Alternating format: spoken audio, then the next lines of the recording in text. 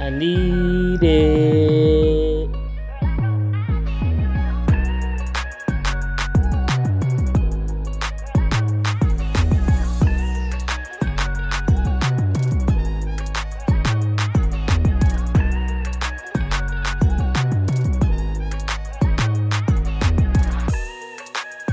I'm telling y'all, lock it in. I need a sports podcast.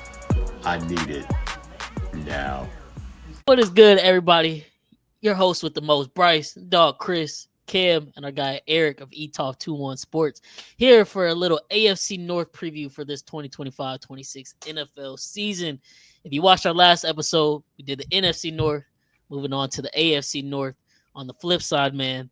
And this is a loaded division this year. Obviously, it's been a loaded division throughout the years. You always hear that this might be arguably the best division of football. I don't know if I necessarily agree with that, given there's been no Super Bowl wins in over 15 years from anybody in this division and only one appearance, but it is a very tough division nonetheless. I'm going to get it kicked off here with starting with Cleveland, who finished last place last year. But this year I'm hearing, according to Who Dey Nation from the Bengals, they got everything they need this year, and they're turning it around. And in Baltimore, this is finally the year that Lamar Jackson is going to put it together because, he's QB1. And in Pittsburgh, hey, I mean, we're not going to miss the playoffs with Mike Tomlin, and we got 40-year-old Aaron Rodgers. And in Cleveland, I don't know what they're smoking down there. I don't know what's going on in Cleveland, but Myles Garrett said, he thinks this could be a Super Bowl team. Okay, buddy. But yeah, we're going to hop right into this one, man, and get it started, like I said, with Cleveland first, who did finish in 4th place last year. I would suspect this is not a worst to first candidate for you guys. No, especially given what's going on in Cleveland. Yeah. No. It is a dumpster fire over there right now. I like I said, I don't know what's going on. They did finish 3-14 last year, off a year where they made the playoffs and had the number 1 defense in the NFL with Joe Flacco. Joe Flacco is back in the picture. Kenny Pickett is also in that picture. 5'7" Dylan Gabriel is in that picture, barely above the frame. And Shedeur Sanders, the 5th-round draft pick, is also there. I don't know what the QB situation is. I don't know why you would want to go into an NFL season with Joe Flacco, who's 40 years old, and Kenny Pickett as your top 2 options. And then just in case those 2 don't work out, yeah, we're going to draft short-ass Dylan Gabriel, who's barely accurate. And then, obviously, the Shedeur Sanders pick as well. I don't know where they're headed. I don't know what exactly the direction is. You've heard their owner kind of say that wasn't even his call. The GM made that pick. It wasn't his decision. He didn't know they were drafting Shedeur. So they're kind of already trying to throw off blame here and there for if shit does go south for them. But obviously headed into the offseason to end last year, it was a bunch of question marks around Myles Garrett, who said he wanted out, wanted to be traded to contender. Brown said they weren't even going to, entertain that thought. Then they re-signed him to a max deal. And Myles Garrett was all of a sudden, I want to be in a winning situation. I feel like we got it here. At that point, I'm just tired of players lying. Like, I would much rather respect if you just kept it real. You know what? Winning is important to me, but life-changing generational wealth is more important than winning. So I'm going to just take the deal.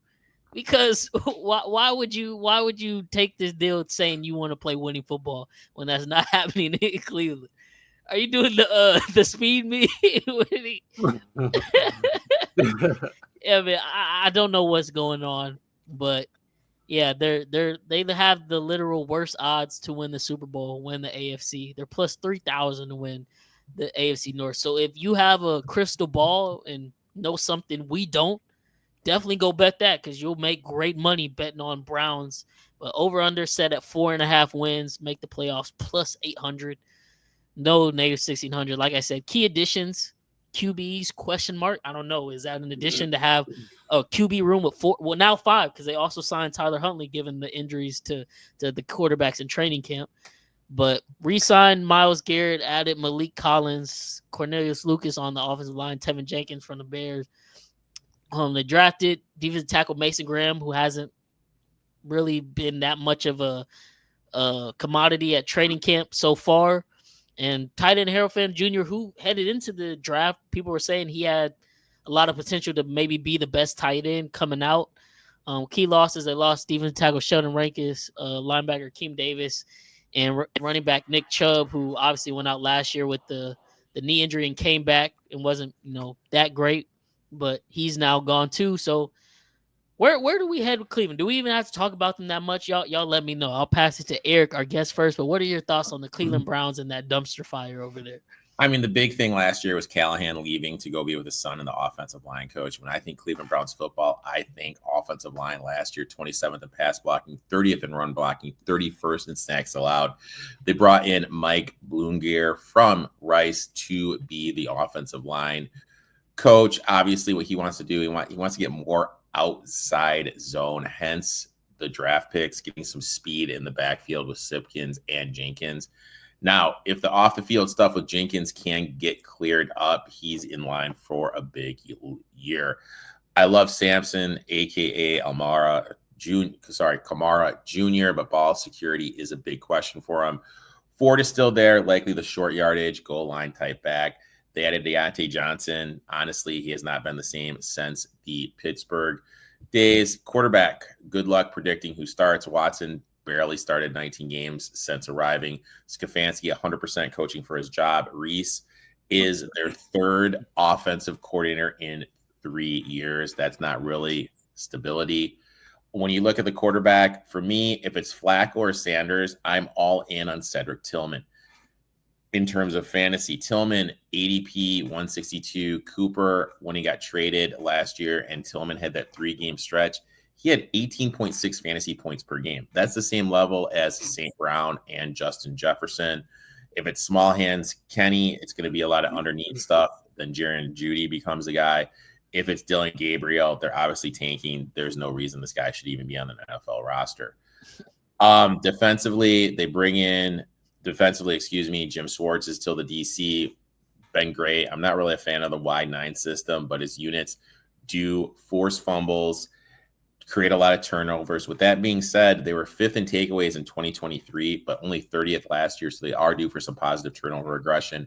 They use a first-rounder on Mason Graham to help that run D, which should improve. Garrett going to get 15 sacks. I think this team is better than people think, but I think they are going to struggle. 28th in passing yards.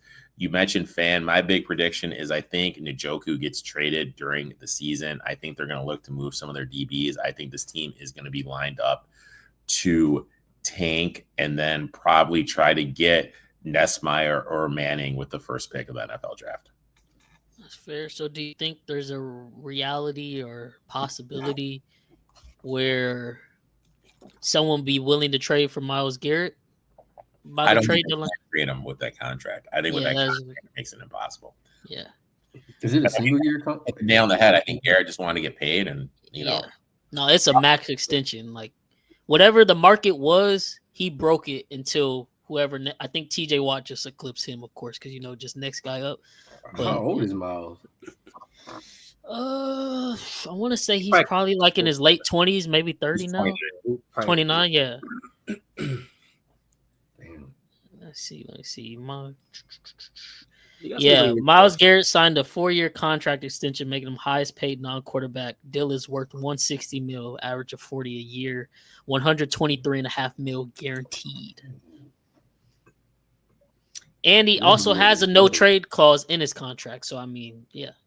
He got the bag, and I respect it. It. Just don't be saying like, "Oh, yeah, we can win." Like I did this because I feel like we can be. No, you're not competitive. You competitive for richest players, yeah. But as far as winning football games, that's not what's gonna happen in Cleveland. But like I said, like you said last episode, Chris, there's some people who like to get paid, and there's some people who like to win. If you like to get paid, hey, more power to you. Just don't sugarcoat it like you like to win. Like you want to be paid. I mean, shoot. You offer me 160 mil over a 4-year span, I'm not gonna care about winning either. So I can't even play. I can't even blame him. So yeah, man. But Kel, what you thinking about Cleveland Browns, man? Are you thinking what's your Shador prediction? Like, is he gonna be the starter? Is he gonna play at some point this season? How do you think the QB room shakes out?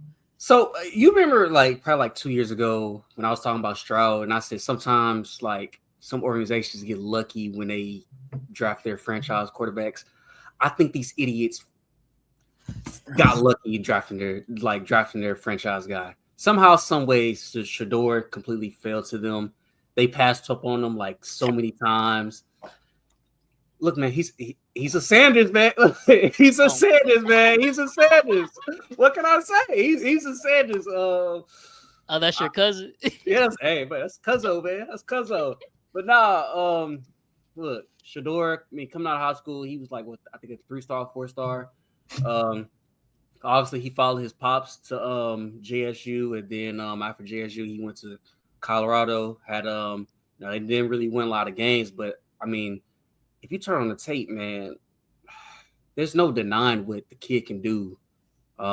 He's one of the more accurate quarterbacks in all of college football for 2 years. Obviously, it helps when you have Travis Hunter. I mean, other than Travis Hunter, guys like Jimmy Horn, who also was a good receiver. Had some more guys over there, but I mean, like I said, man, if you turn on the film, you see what Shador can do. It was kind of messed up how the whole NFL draft, how they kind of like did him and kind of like paint him out to be like a guy that he's he's really not whatever. Obviously he could be like a little stubborn, whatever. But if you really know him, like he's really a humble type of guy. And the only reason I know because I watched his YouTube like videos, whatever. You can like just tell like he's a humble kid or whatever. But I didn't like the whole draft process, how they tried to paint him out to be like this type of like diva or whatever. But yeah, I think they secretly low key kind of just lucked up into having a franchise quarterback, which is crazy because they drafted Dylan Gabriel ahead of him, which is hilarious. And I watched Dylan Gabriel because obviously he had that stint with OU, and my family's OU fans. There's so many easy ass throws Dylan Gabriel just misses. And then obviously he went to Oregon last year and was successful, but who isn't successful in Dan Lanning's system? And at the end of the day, he is all of. I think they list him at 5'11". He's not 5'11". I don't know how. Like, even if your pick wasn't Shador, I don't know how you chose to pick. I don't know how you go into NFL offseason and think, if I want to be competitive and I need a quarterback, I'm going to sign Kenny Pickett first, and then I'm going to draft Dylan Gabriel. Like, that's completely mind-boggling to me. I don't know what their front office is doing. But like you said, maybe they did luck into Shador, who's going to start the first preseason game tomorrow. But, I mean, he wasn't supposed to. That just kind of happened. But maybe, like you said, it's just the way the dominoes are falling. Maybe they'll figure something out. But, yeah, I just don't think it's going to be a good season at all. And, honestly, I don't know, like, if Shador is playing. And, like, it doesn't matter who plays a QB, for one. They're not going to have a good season. They're going to be picking in the top 3, if not the first pick of the draft again next year.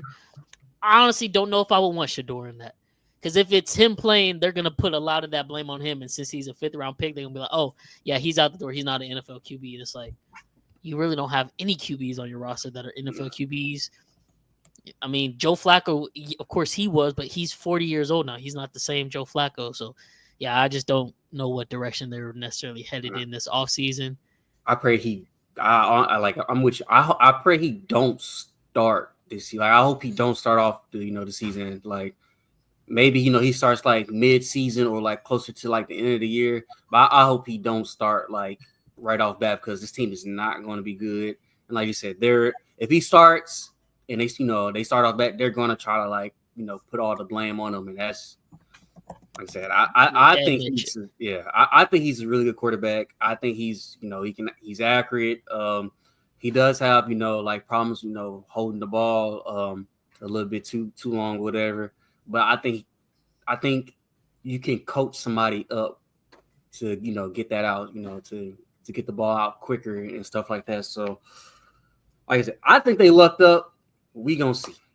Time will tell. That's right. What about you, Chris? Any hope? Any reason for optimism in Cleveland or?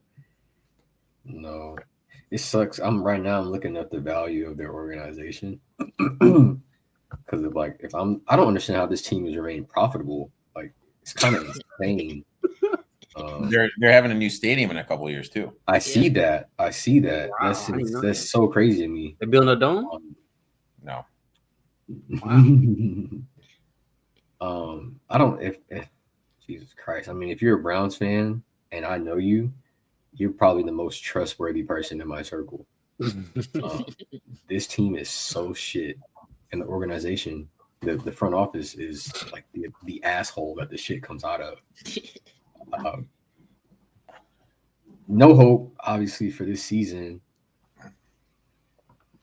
I pray to God they do not draft another quarterback. Like it sucks watching like shout out to Baker Mayfield, right? Who they did completely dirty. Bro, look, but he's the only one that made it out. He's made something of himself. Johnny Manziel is just another dude. Last time I seen a video, just another guy. Just another guy. Like Deshaun, I mean, they deserve all of that. I ain't gonna lie, they deserve. They deserve all of that. I mean, but that just goes to say, like, I don't know what it is about this front office and the way they navigate the quarterback room, but something needs to change. Like, if I'm the Browns fan base, like, I don't know who their general manager is, but I'm outside fire Nico like all day. Like, I don't know who this person is, but that person needs to go. I think Cam is right. It's kind of like right in their face. Shadur is probably their franchise quarterback. But it sucks, though, because they don't really have the wide receiver room to really make the man look good. In my opinion, I don't know, dude. I mean, I do know they're going to suck, but it's just like it just sucks to see the NFL allow an organization to continue to be bad like this year over year. Yeah, it almost you seems would think like at some point they would step in. Yeah. You know, it's truly awful down there in Cleveland. And like you said, whoever is a fan, especially a lifelong fan, they are a strong person. They have a lot of faith, and they are probably they have good quality character because to root for that team year after year, and the moment you got even a glimpse of success, because I think Baker was the first one to take him to the playoffs in like 20-some years. Yeah, they had a good season. And then the next season he got banged up, and they shipped him out for Deshaun Watson and guaranteed him fully 230. Yeah, but they deserve everything that's happening to them. In fairness, though, not knowing the future, that's kind of a move you had to make because it is. I see it. It's just Deshaun was a nasty man. We need to remember that Mayfield went down to the Panthers to be their starting quarterback, and it was so bad he was playing defensive line on the practice squad. And then he went to the Rams. McVay kind of got him right, and he's been very vocal. If he didn't go there, he wouldn't be in the league right now. So, I mean, as much as we want to do kind of shit on the Browns for what has happened, only 19 starts after giving up that much, Baker wouldn't be Baker if it wasn't for McVay. And literally he was a practice squad defensive end. That's insane. For the Panthers. Yeah. Best thing that ever happened to him. Best thing that ever happened to him, boy. Yeah, man.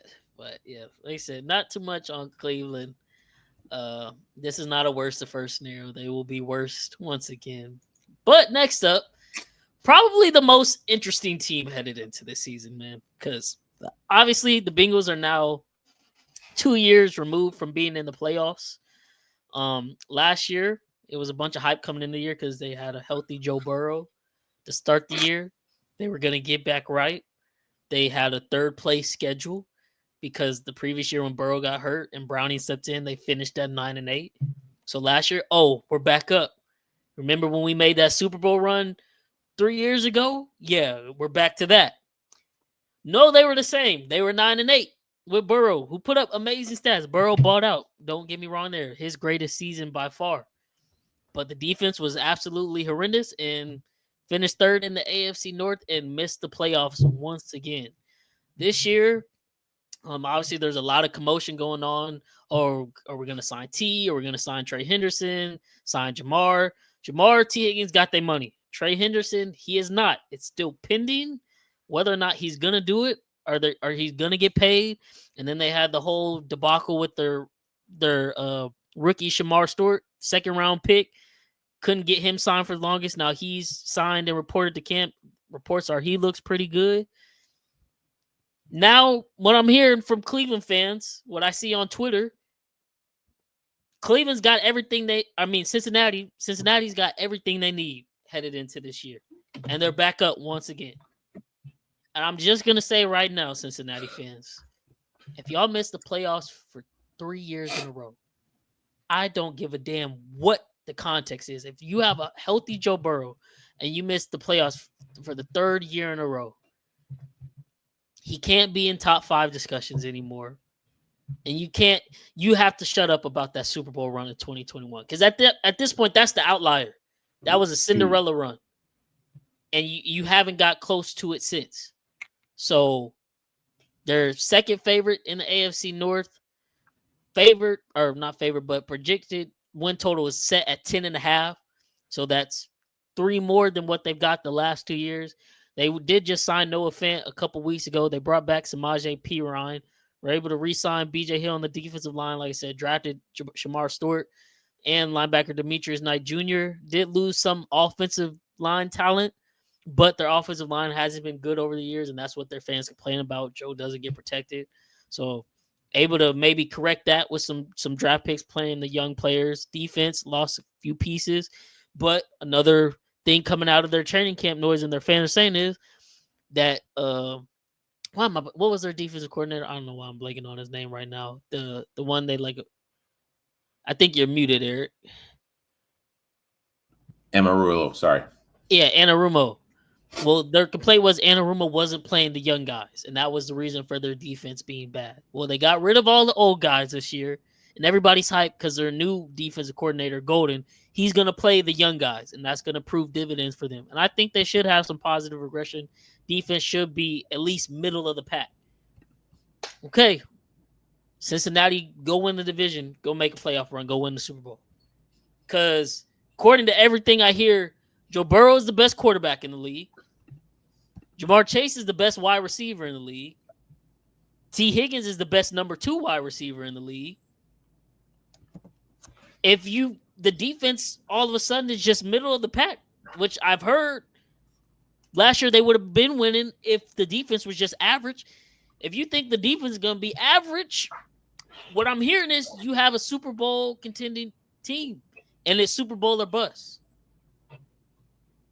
So go do it, Cincinnati. That's how I'm feeling. That's how I'm feeling. Like at this point with this team, it's not even. I don't even want to talk about them anymore. I just go do it because you're now 2 years removed from the playoffs, 4 years from the Super Bowl run. At this point, they have to just go prove it on the field because then what are we talking about essentially then? Because you have everything you need. But I'm going to pass it to you first, Chris. How you feeling about the Bengals headed into this season?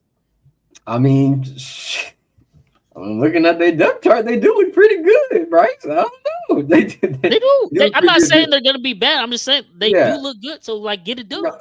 And their defense, their defense still looks okay. I think last year it wasn't the best, and that was part of the reason why they weren't as successful. I think they were ranked 31st, so second. Yeah. So, but I do have an issue with it. They don't get it done. Joe Burrow not top 5. But I'll have to say this though, because my ranking of quarterbacks is not based on team success. It's on quarterback performance and ability. So I just have to keep that consistent so y'all don't ever try and put my own argument against me. But No, I feel like as long as their offense does what it did last year, and then their defense actually makes at least hold the game's lower score for the opponent. I think people were putting up points against them. That was part of their issue, is that a lot of their games were gun, like they were just shooting back and forth. Like they would score, and then the other team would score, and then they would score, and their other team would score. And I think it was like a Thursday night or Monday night game they had last year against the Ravens, where it was like that, and everybody was like, "Oh my God, we don't know what's gonna happen next," and then they scored, and then somebody else scored, and they scored.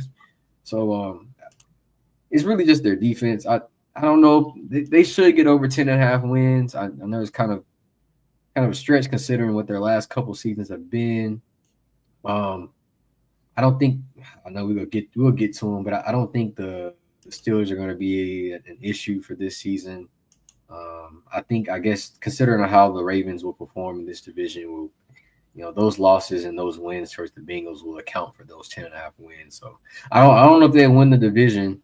I definitely ain't gonna promise you no Super Bowl. I think that's a bit much, but I think they should have a successful playoff run, at least get to the divisional and make some noise, and maybe even a conference championship. But Okay. The only reason I say the top 5 thing, because obviously Joe Burrow is a top 5 talent, but I feel like part of what makes top 5 QBs is they're a floor raiser.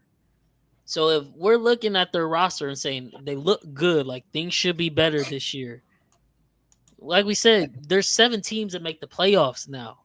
I'm just saying Joe Burrow can't get sacks and interceptions. That's all I'm saying. All he can do is put the ball in other people's hands in the right space and making sure they don't get hurt. He does that well. If he can put 35 points on the offensive side, but the defense is allowing 40, like I can't fault Joe for that. I can't. But we get mad at people that want to throw Justin Herbert in the top 5 because of what his talent is. He don't got half of what Joe Burrow got as far as offensive weapons go. I'm just like, man, if you telling me the Bengals got the best this, best that across the board, a top 5 QB should be able to lead you to the playoffs. Now, again, I'm not saying last year, obviously, the defense was absolutely shit.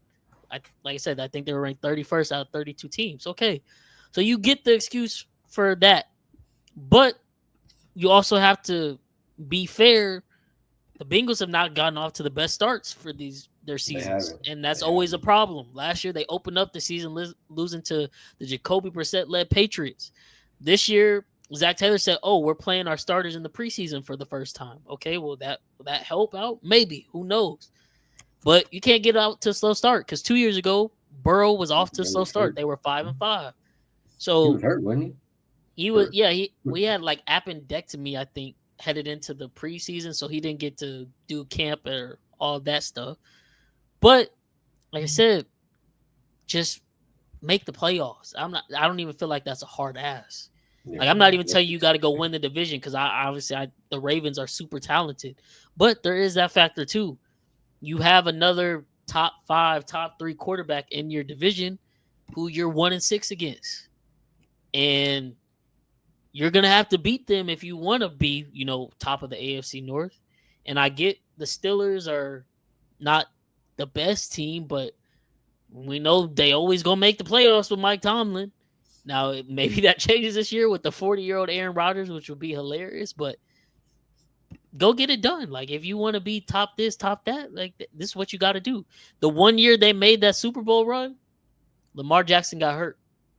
The next year when they made it back to the playoffs, made it back to the AFC Championship game, Lamar Jackson got hurt. When it's a healthy Lamar Jackson, the Ravens win this division. So I'm hoping and praying, like I said it last year, I'm hoping and praying we get a healthy Joe Burrow, healthy Lamar Jackson, and no excuses. Because last year we got that, but the excuse was the defense, okay? Well, now you got the defense, go get it done. Joe Burrow should be able to lead them to first in the AFC North. So, because that's what I keep hearing. That's all I'm saying. Like, you can't, Bengals fans can't on one cheek say, we got the best this, best that, we're going to be great. And then when it doesn't happen, it didn't happen because of this and because of that. Because that's not how you felt headed into the season. And for 3 years now, I keep hearing that they're going to be in the Super Bowl and Joe Burrow is the best this, best that. And they ain't making the playoffs. So some got to change. But Eric, what do you think about the Bengals turning it around this year? A lot of people I respect are picking them to win the North, but I'm not there yet. My eyes, I got some really concerns, namely in the trenches.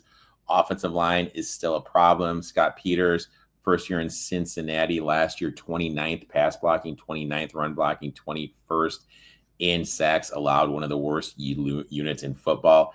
Ted Kararis was the only starter with a PFF grade above 60. They had one guy that was graded over 60 in PFF on their offensive line. They drafted Fairchild, the rookie from Georgia. Kid only gave up 1 sack in over 1,400 plays at Georgia. Obviously, they need a Mims, who gave up 33 pressures last year and graded 80th out of 110 tackles. They need a massive leap from him. If not, Burrow's going to be running for his life. You guys mentioned their slow starts. I'm going to be on the Cleveland Browns week 1 against the Bengals. Zach Taylor, 2-4 ATS week 1 when he's a favorite in week 1, 0-3 ATS. When we look at divisional dogs, 70-49 ATS week 1, 59% with a 14% ROI. When they're home divisional dogs week 1, 28-15, 65%, 27% ROI. And when we talk straight up, home divisional dogs straight up week 1, 28% ROI. So yeah, I'm going to be fading Cincy out of the gate. Wow. Now, offensively, the big change last year was how teams played Jamar Chase. His average depth of target went from 9.4 to 8.7, but his yards after catch jumped to 6.4.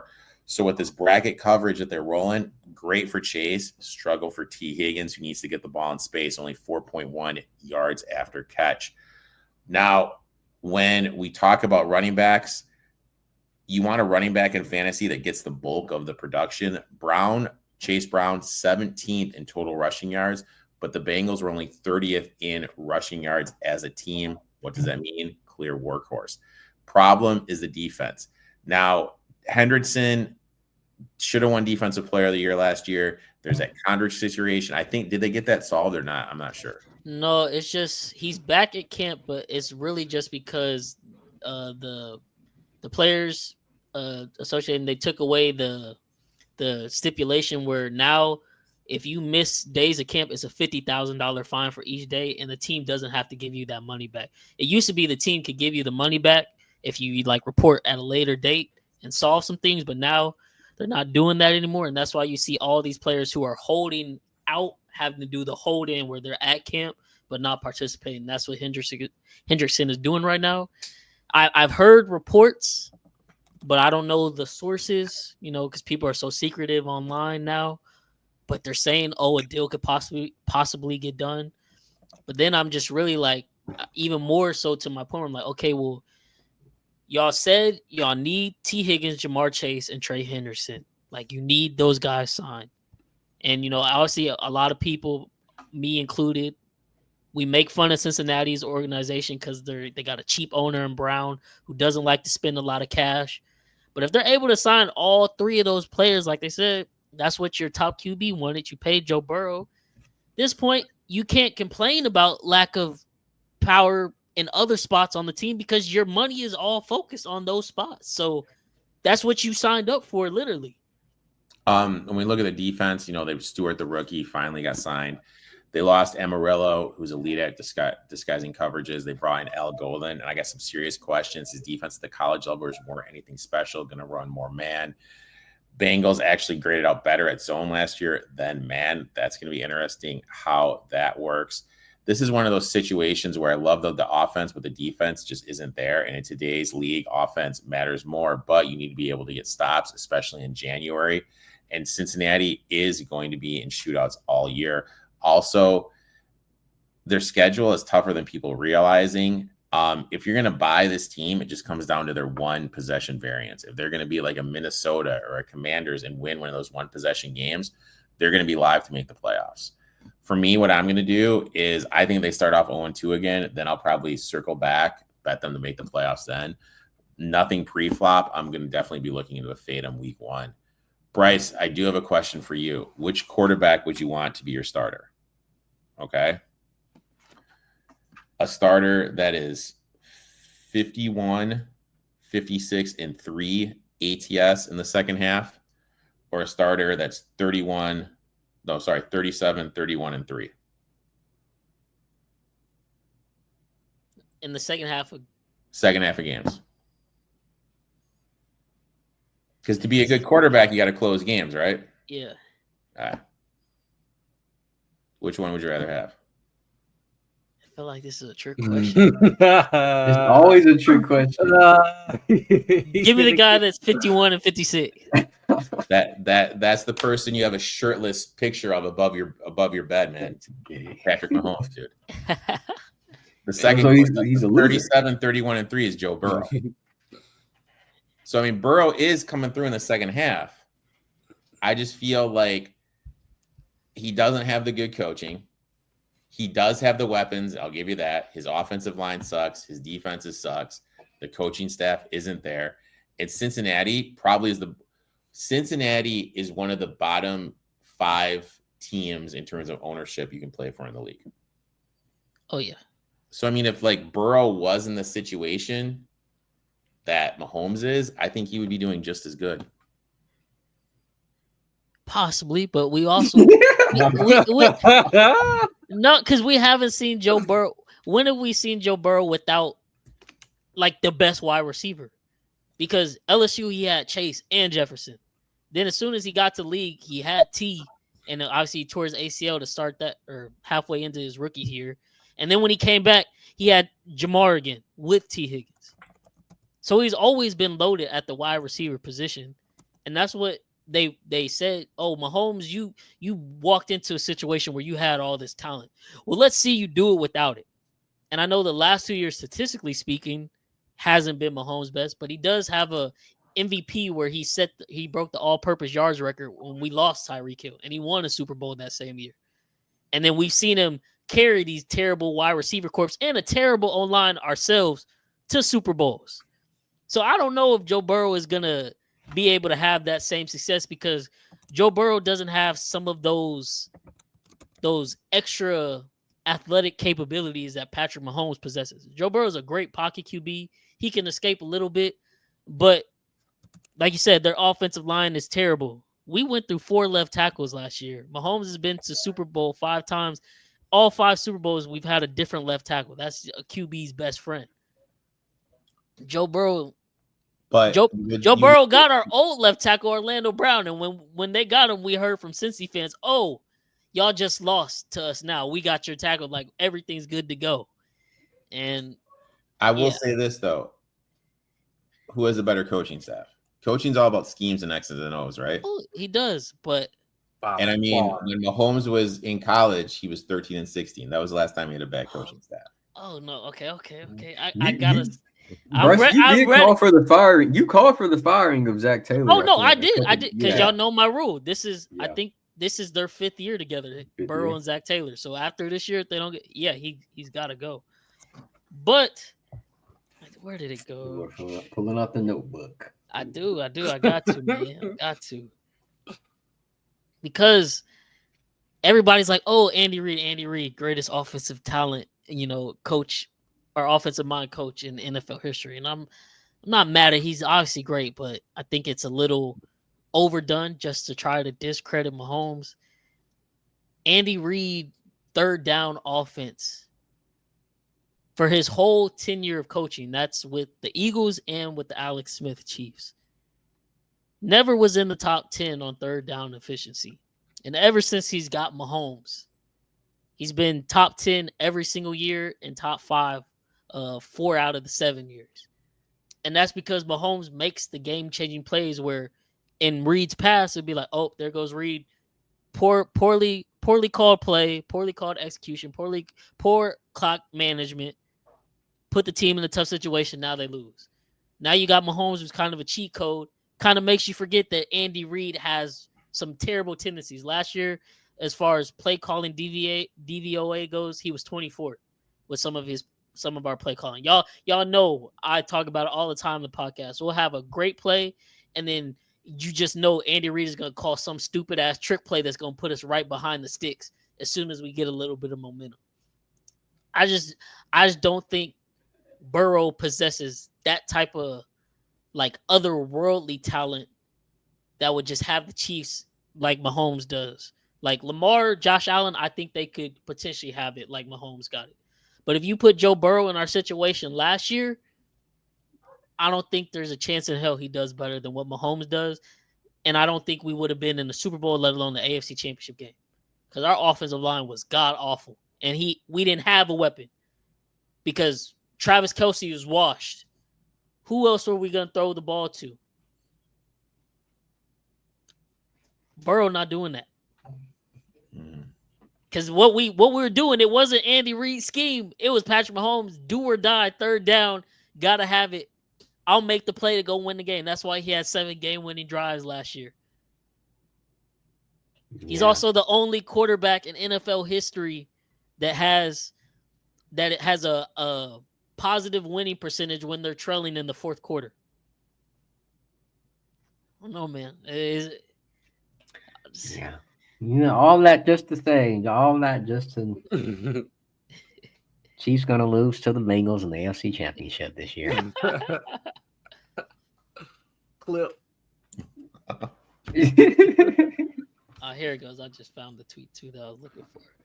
I'll send it to you, Eric, so you can see what I'm saying. But I don't know, man. I do think coaching is a big factor, and like Chris mentioned, I have been a big proponent that I don't know if Zach Taylor is the answer. Maybe to get him to this point, but I don't know if he's the guy to get you over the hump.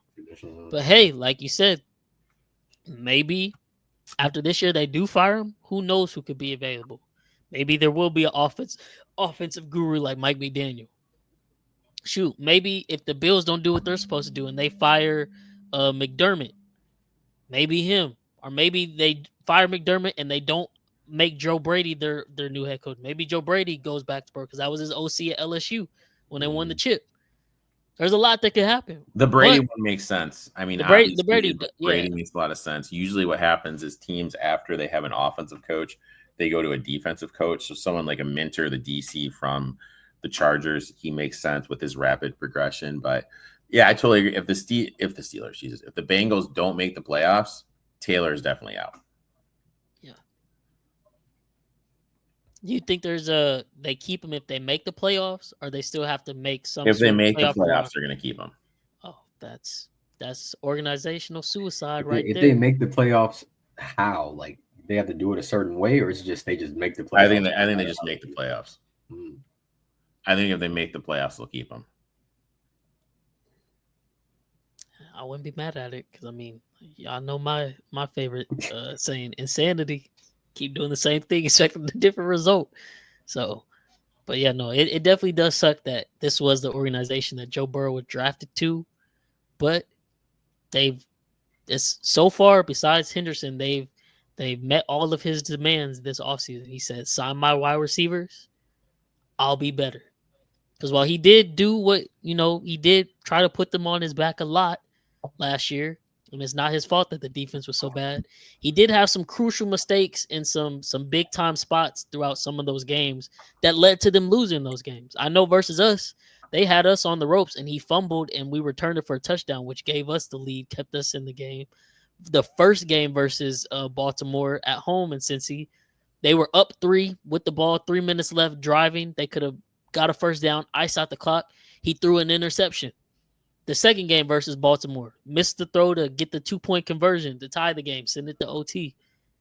Like I said, the slow starts. You can't lose to Jacoby Brissett-led Patriots team and put up only 10 points in the first game at home. Something got to change in Cincinnati. But, hey, maybe the solution is play our starters in the preseason. Who knows? Shoot, the solution is move the team to Oklahoma City. y'all ain't seen the people talking about that? Bengals being sold to Oklahoma City. That's not a joke. I'm so serious. That would be great. Would you become a hell no? Cowboys team? Oh, Cowboys, man. I'll die a Cowboys loser. I don't care. That's sad. Whatever. The Texans never gonna win either.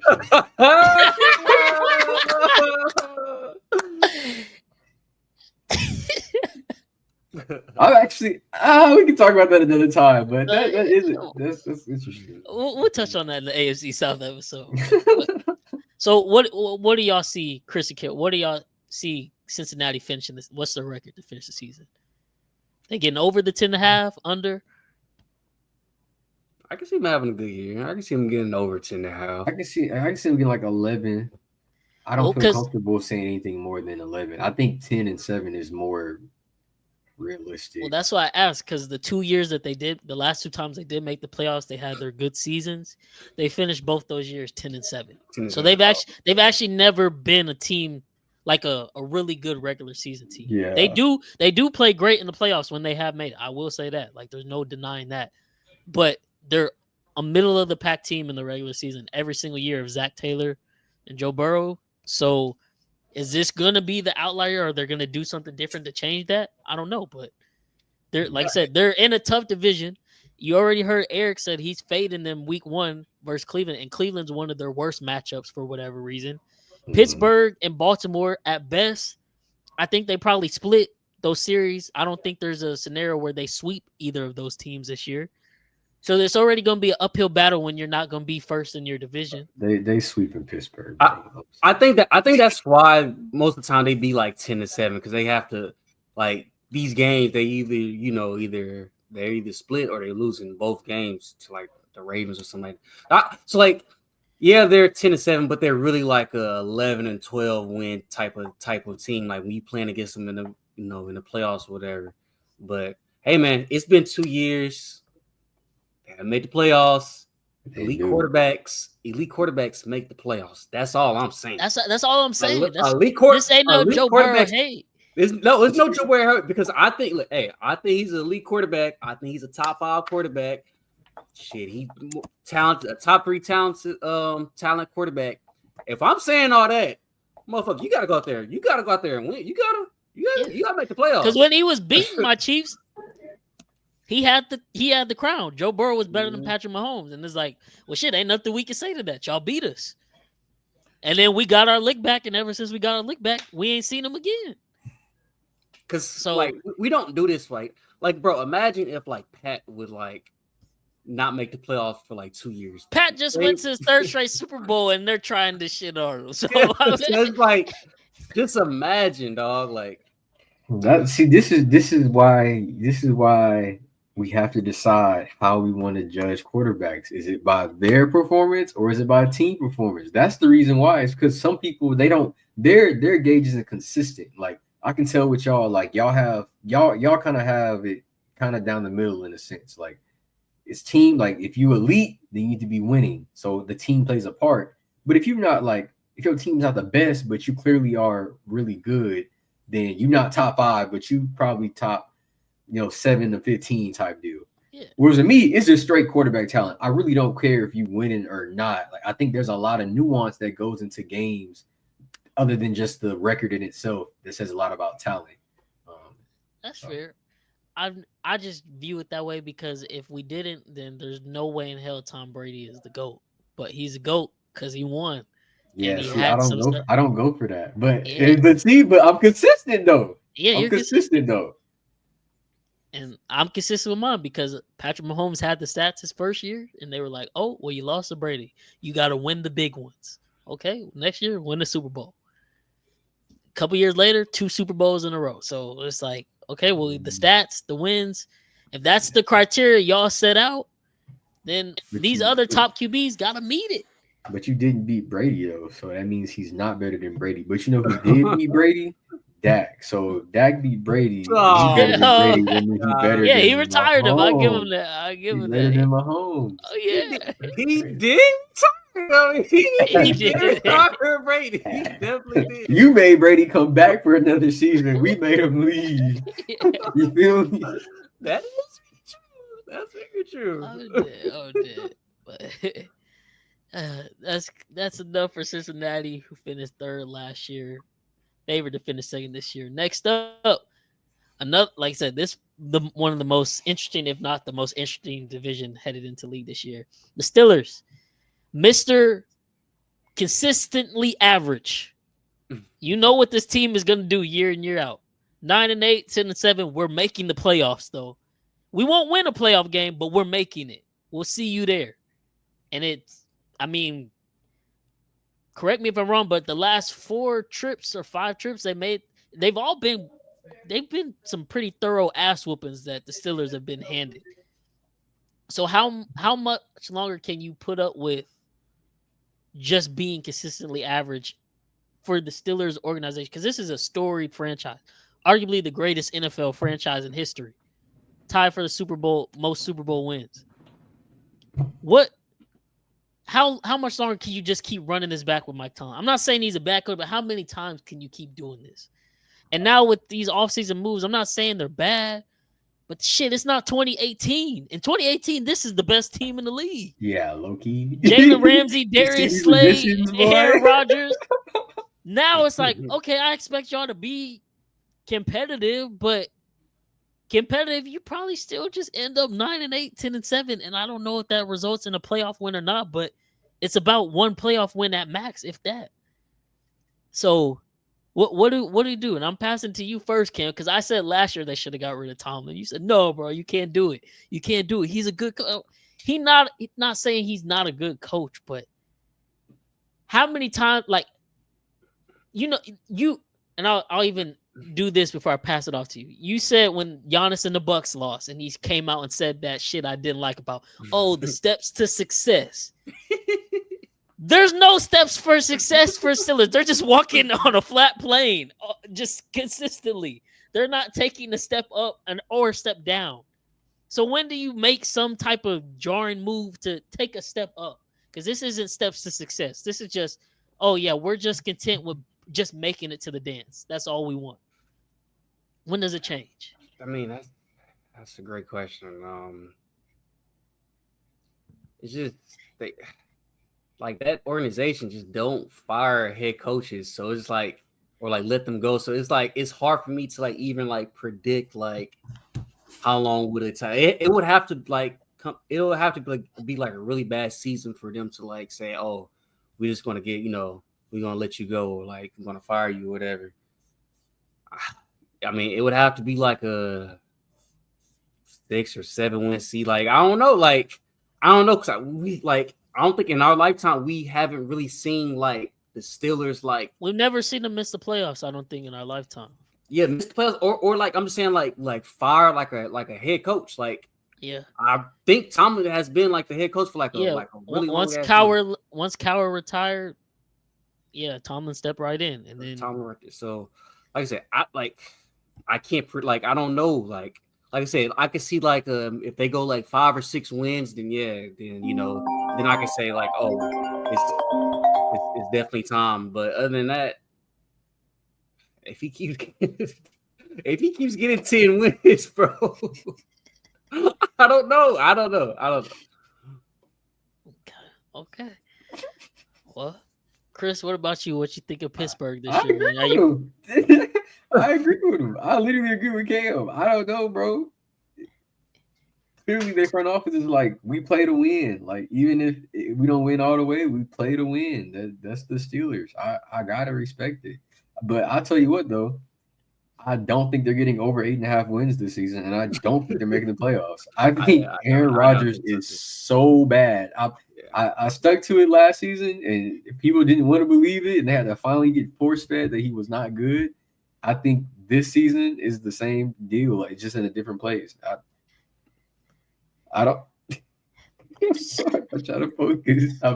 I think Mike Tomlin.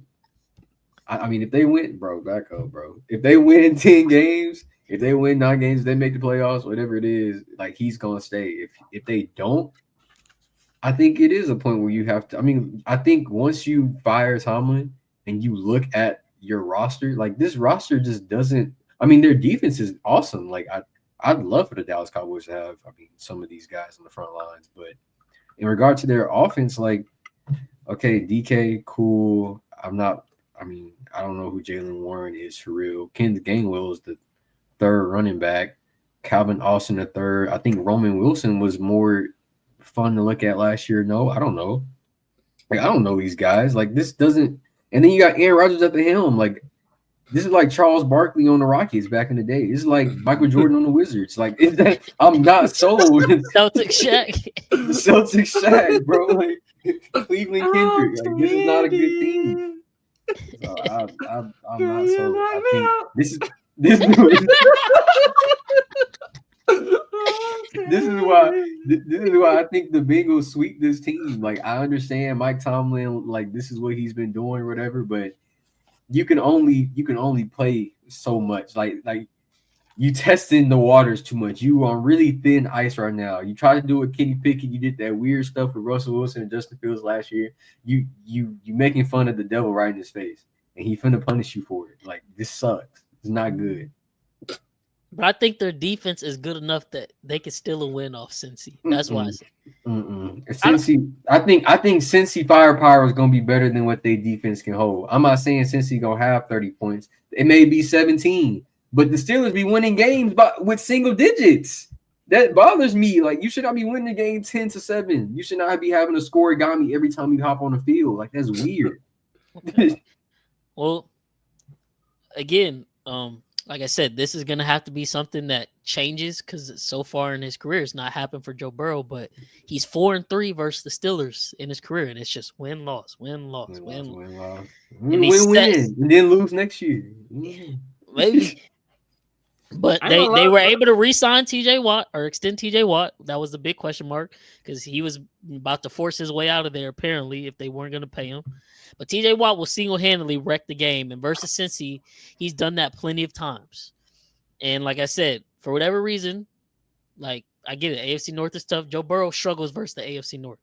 He's not necessarily – like, I think the Steelers are actually the only team in the AFC North he has a winning record against. Because he loses to Cleveland a lot, and he always loses to Lamar. So something's gonna have to change. But like I said, Mike Tomlin, he gonna have the Steelers right there to squeak in, if not make the playoffs. Bro, at some point, he has to fail. Well, then that would make it funny if it's the time he fails is when he got the ayahuasca smoking 41-year-old quarterback that is in a good place and married now and ready to have his best season on his farewell tour. Bro, have you seen the film on Aaron Rodgers? Nah, I ain't watching. Your training camp? Oh, you talking about that one clip with him moving real slow? Bro, yeah. Come on, bro. Oh, I thought you were talking about right there. No, he gonna get killed out there. If he has to like revamp his like his. He's 41. I get it. There's no revamping. Off an Achilles injury, it's never gonna. He has to change to like a game manager, bro. Like, I think he's changing at 41. What are we talking about? But that's the thing, though, Kip. I think he still thinks. What made Aaron Rodgers so great? He wasn't a game manager. He wasn't a game manager. He was that guy. Yeah. But he's so great at that. I don't think he can change and conform to being a gamer because that's just not who he is. That's not who he is. And at 41, with that's no like athleticism KD to left, just rebound. Yeah, KD, just be a great defensive player and get us to like that's not KD. Hell no, that's not KD. Once KD not scoring. I'll do more. Once LeBron ain't averaging 20 no more, we're gonna be like, okay, Bron, as great as you are, it's time to hang him up. Aaron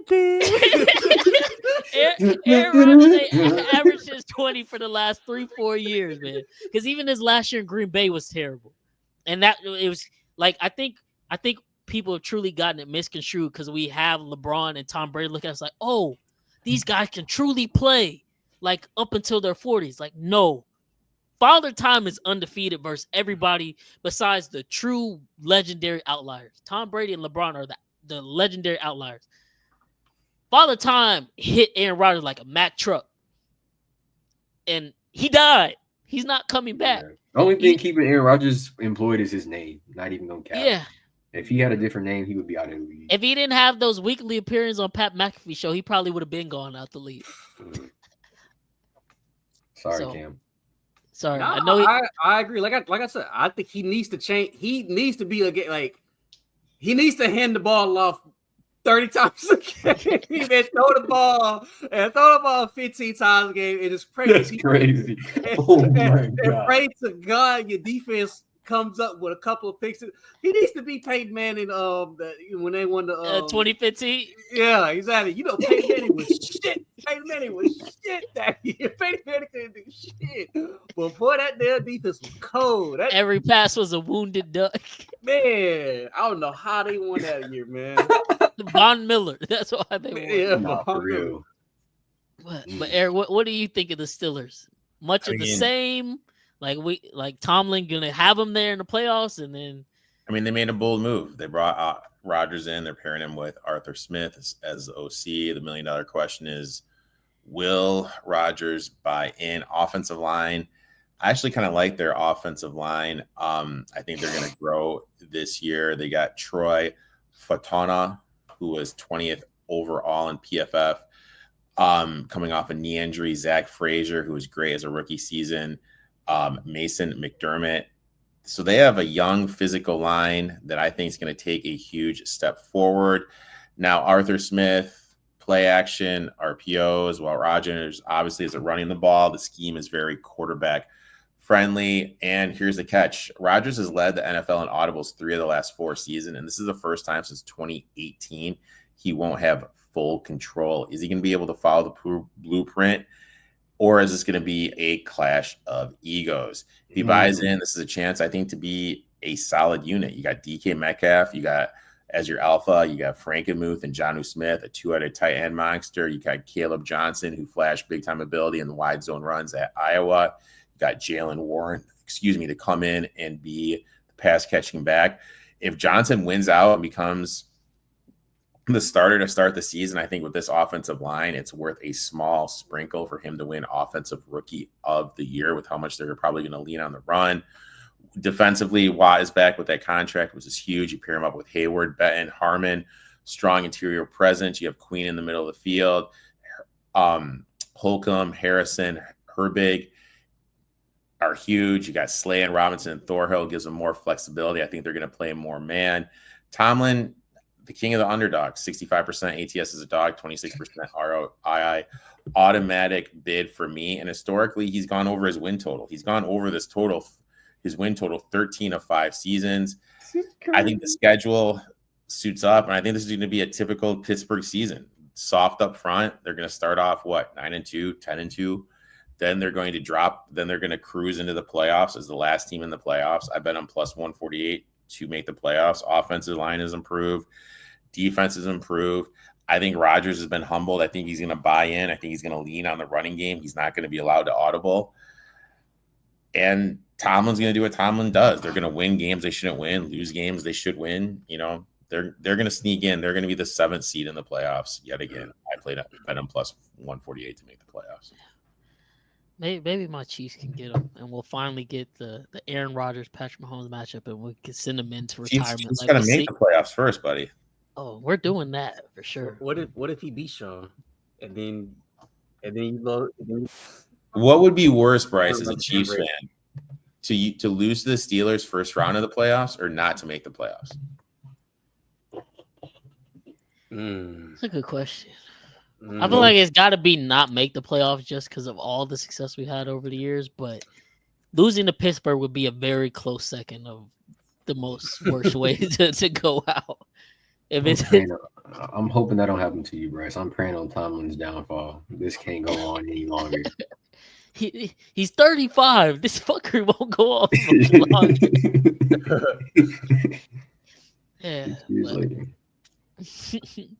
But last, certainly not least, man, y'all already know who it is. First in the AFC North last year. Back-to-back AFC North champions the last 2 years. There really isn't anything that needs to be said, but this. It's now or never, man. Oh, my God. It's about time. It's about time. You didn't want to wait, Cam. You just wanted to say it immediately. Because, bro, God, dog, bro, are you about to be James Harden or are you about to be Nikola Jokic finally? Like, it's simple as that. It's simple as that. It's really simple as that, bro. It is that simple, man. And I love Lamar. I always say if the Chiefs can't win, I want the Ravens to get one so he can shut everybody up. And it's just another year that goes by. It's like, damn. Like, as bad as I want to defend them, when Bills fans are like, oh, we're 2-0 versus y'all in the playoffs, and Lamar, shit down his leg, I'm like, I can't argue with you. I can't. Oh, Lamar not being a good playoff quarterback, I can't argue with you. It's like, oh, well, he's been better. He has been better, but he's also been on some loaded teams where every year it's like, oh, they got the team to do it. This is the best team. Yeah. And we're entering year 9 now. 2 MVPs and arguably should have been a third. It's like, you add Jair Alexander. I'm not saying DeAndre Hopkins is in his prime, but that's a good pickup. Dobe Wouzier drafted Malachi Starks. Like, this is a pretty good you team. re-signed your offensive tackle, Rodgers. This is another one. If the Ravens don't get it done this year, I don't know how on God's green earth you don't move on from John Harbaugh.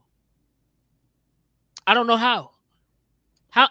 They won the Super Bowl, was it 2012? Think about that, y'all. We were in middle school. We're full-ass adults now. And they haven't even been close to making it back. And you got what I keep hearing, another, again, y'all know how I feel and how we had our QB rankings. But a lot of people will argue, especially Ravens fans, that Lamar is the best quarterback in the league. They also say they have the best team in the league, top to bottom. You have Derrick Henry. You have a top defense. It's now or never, man. You got to get it done. And if this year ends in another failed playoff attempt, if they make the AFC Championship game and Lamar plays great, that's a successful season to me. But anything less than that, hell no. I don't know if that's a successful season, Bryce. I gotta be. It gotta be super. This is a super team. This is a super team, bro. It's every year. Every year on paper. Okay. I'll say this. I'll say this.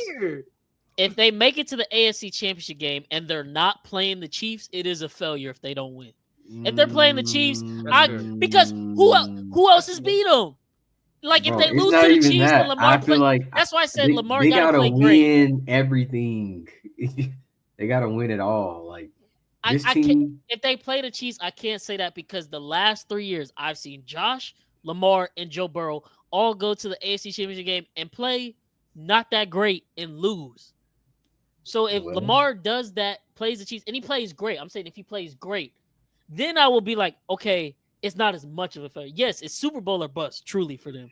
But it wouldn't be as much of a failure. But if they play the Bengals, the Bills, the Texans, whoever else in the AFC Championship, and they don't make it to Super Bowl, oh, yeah.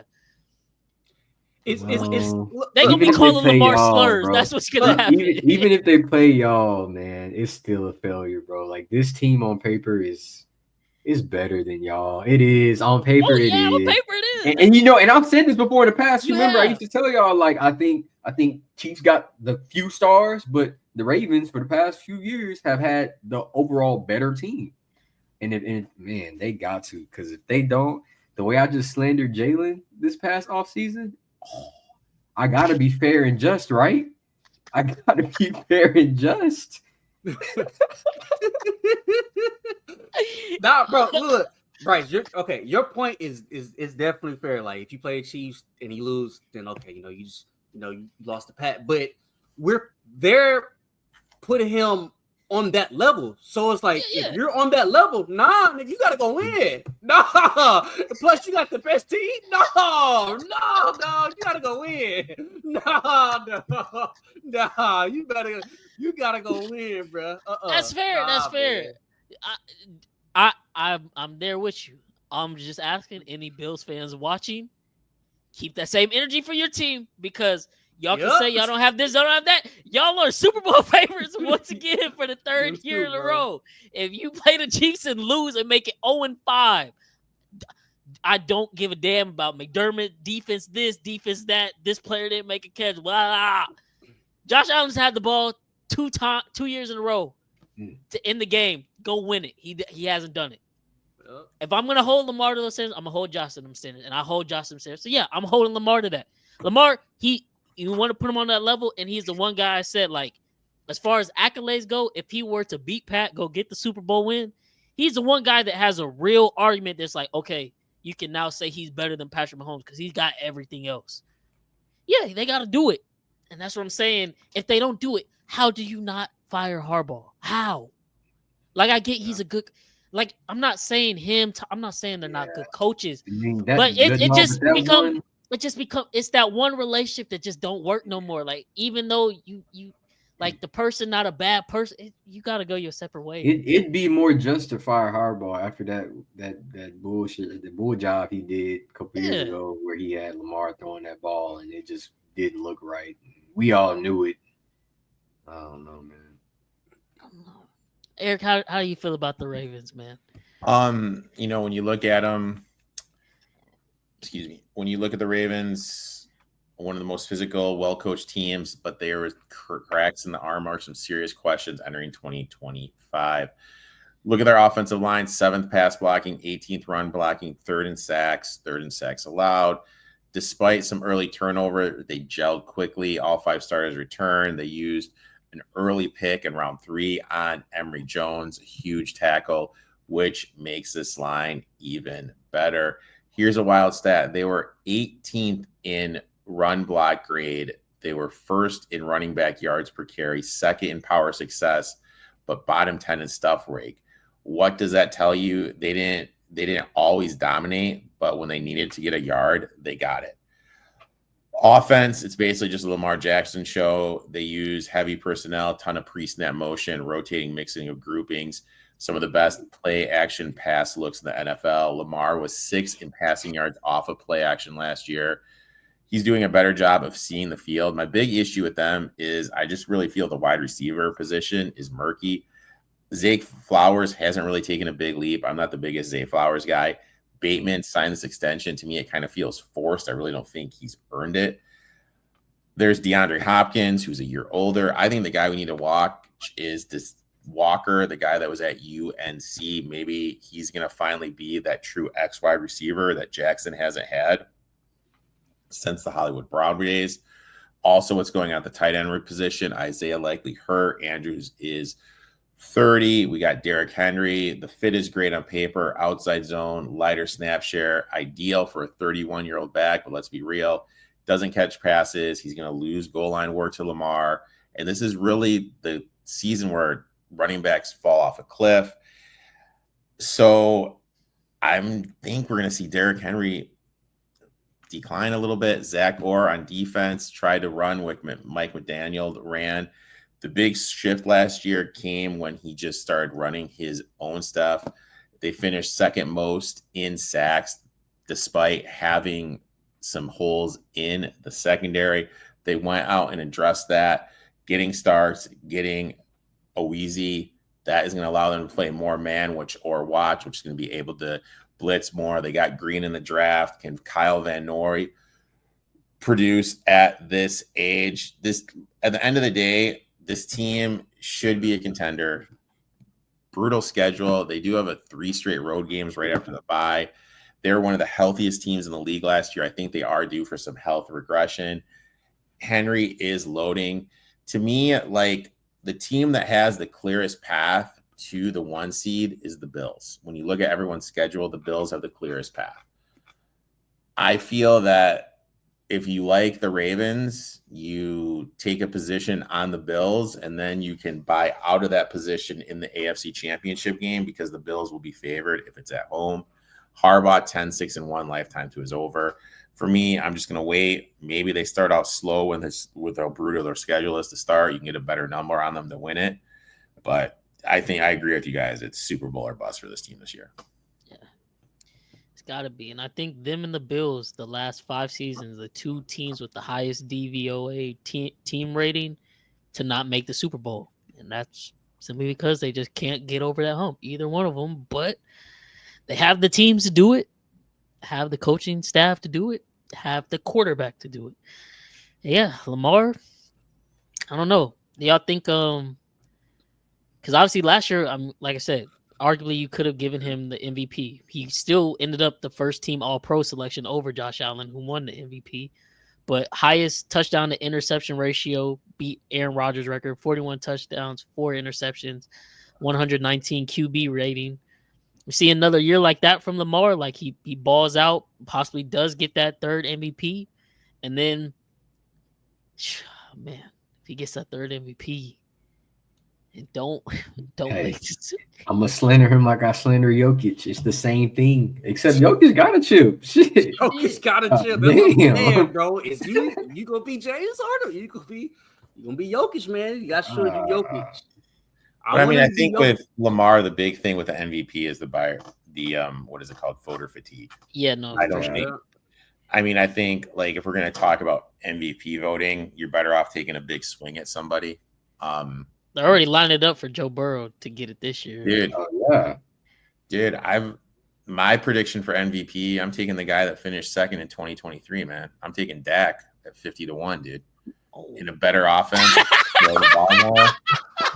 Dude, come on, man. Give me Dak. Give me Dakota. I'm back on the Dak. Hey, I'm back on the Dak wagon. I am back. Pause. I didn't know where you was going with that.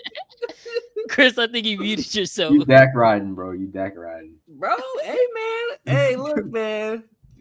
That offense gonna be kind of nice this year. Crazy. That's crazy. I'm not falling for it, bro, because Bryce had me hyped, and then we know what happened, so I'm just. But you know, like I said though, he a dad. He a dad now, and we know what we do over here. We become fathers, and we win championships over here. So. Okay, SGA goated. Yeah, you already know. Oh damn. Well, first training camp, joint practice. Apparently, the Rams have been torturing y'all, so I don't know about all that. But it's just training camp. I don't know how to take this so seriously. It's just training. But yeah, man. For the AFC North predictions, I got Ravens finishing first. This is obviously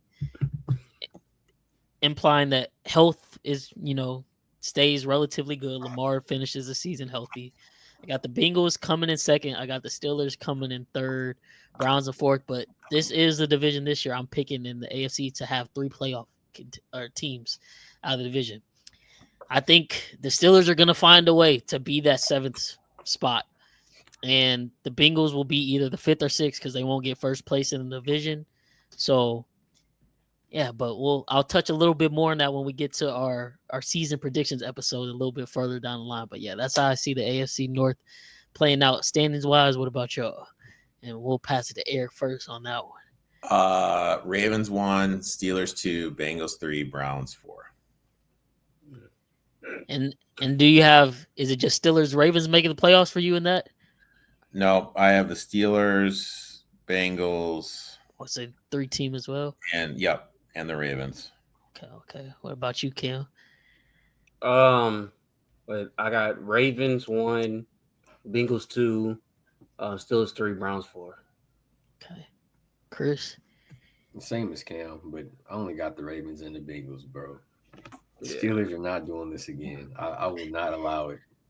Hey, I'm clipping it because last year I said the same thing and I was proven wrong. Mike Tomlin did it again. You were too early. You didn't wait for 41-year-old Aaron Rodgers to run off. Yeah, that's what I should have waited for, man. That's what I should have waited for. But yes, that is I Needed Sports Pod's 2025-26 AFC North preview with our special guest Eric of eTalk 2-1 Sports. If y'all don't already subscribe, definitely go give him a follow. Great content over there. Go follow him on Twitter as well at the same @ posting a lot of winning plays lately.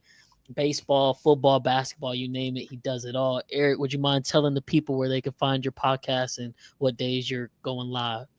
At eTalk 2-1 Sports on YouTube. I am live every Tuesday and Saturday morning. Tuesday and Saturday morning. Tuesday night at 10, Saturday morning at 9. Sir, so you heard it from the source himself. Definitely go tap in with Eric's podcast. We appreciate y'all listening. If y'all listen all the way through, favorite kids from the neighborhood, signing off. Bryce, Chris, Cam, our guy Eric, and we out, man. Peace. Outside. I need it.